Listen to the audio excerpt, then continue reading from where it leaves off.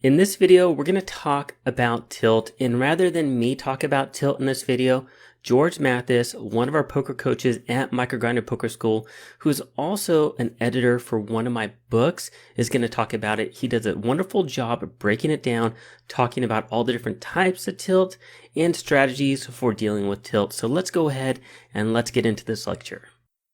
What's up guys, it's George from Microgrinder Poker School, and in today's video we're continuing our series.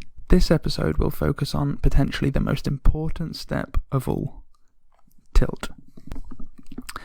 I describe tilt at the poker table as when emotions interfere with your rational decision making. If you've ever made a decision despite knowing it's the wrong one, then you've definitely experienced it yourself. Without question, it's the quickest way to lose money at the poker table. It's also probably the most frustrating in the long term. There's no worse feeling than spending weeks grinding hard and steadily making buy-ins, only to go on tilt and spew off your winnings in one reckless session. The truth is, all players, even the best ones, experience tilt to some degree. However, a nice way to think about it is this. If you're able to mitigate the impacts of tilt better than your opponents can, you will gain an edge over them.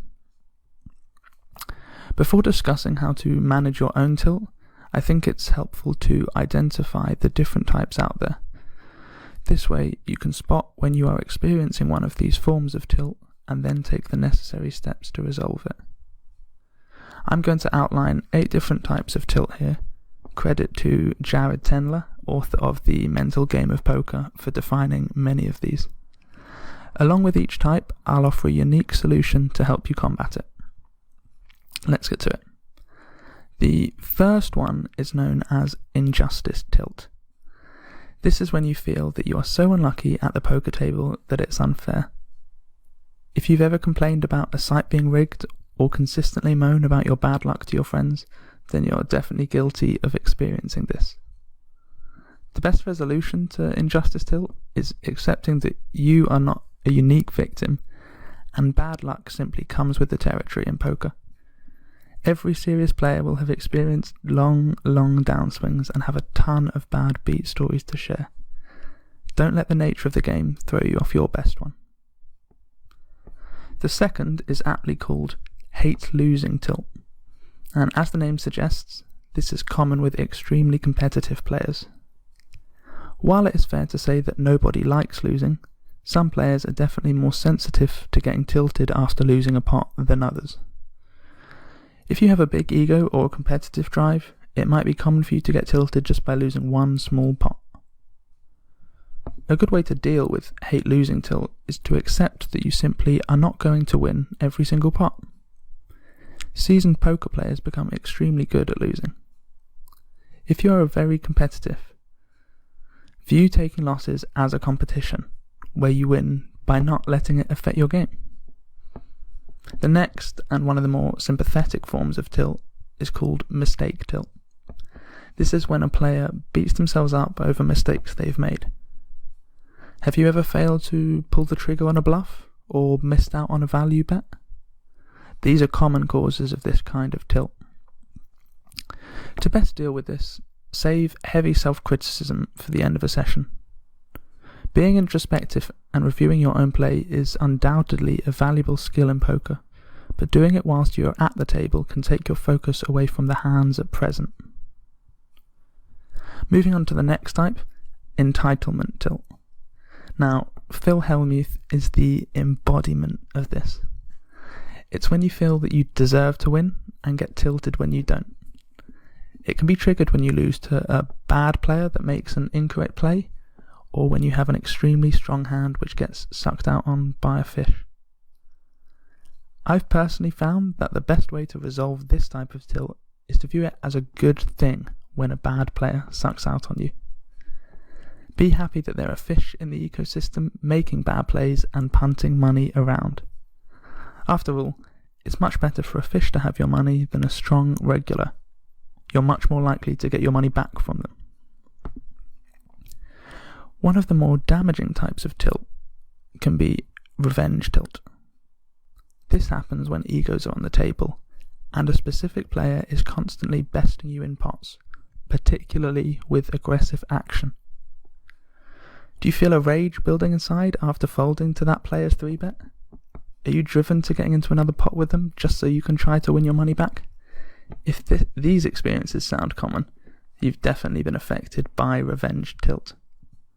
There's a simple fix to this one. Don't make major adjustments to your strategy just because you want to get your money back from a specific player. The exception to this, of course, is if the opponent in question is heavily deviating from correct strategy themselves. If they're being super aggressive, for example, it is fine to tighten your opening range and look to slow play hands against them. Potentially the most damaging form of tilt is known as desperation tilt. This is when you look to recuperate lost money by taking extreme measures to win. Moving up in stakes, playing overly long sessions, entering too many pots, and just regressing to pure gambling are all telling signs of desperation tilt. To resolve it, the most effective solution is to take a break. The game will be there tomorrow, and if you feel these desperate emotions are overwhelming you, a few days or weeks off will do you some good. One less conventional form of tilt that is often overlooked is fearful tilt. This is when you are scared to get involved in a big pot, potentially taking passive lines in spots where you shouldn't be. It most commonly arises when a player is up a significant amount for the session and locks up the rest of their chips by playing very tight. For those of you who do lock up your chips after a big win, you have two options. The first is to leave the table, and if you're playing like a nit just to book a win, the chances are you want to finish that session anyway. However, if you're playing in a game where you're sitting on a stack of chips, it's also likely that the game is a juicy one. And in this scenario, it's important to learn to recognise your fearful tilt and ask yourself whether you are making the best decision in every spot. If you know that you should 3-bet with queens, but don't want to in fear of playing a huge pot, muster up the courage to do so and make the right move. The final type of tilt we'll discuss here is called invincible tilt, and happens when a player is running extremely hot. They're running so good that they feel, regardless of their actions, the end result is going to be positive for them. This is extremely dangerous and can lead to some unnecessary gambling and even end very badly. To deal with invincible tilt, understand the irrationality of thinking that you're going to keep winning because you're running hot. Variance in poker does not follow trends or patterns. It is completely random. Winning 3 all-ins in a row does not make it more likely that you're going to win the 4th one. If you're feeling invincible, step away from the table for a moment, have a breather, and bring yourself back down to earth. Sit back down and focus on playing good, not running good. For the sake of your progress, don't let tilt put a dent in your progress at the poker table. If you feel it coming on and aren't able to control it, take a break and return when you're ready to play your A game. Poker will be there tomorrow. That's all for this episode, and thanks for watching and good luck at the tables.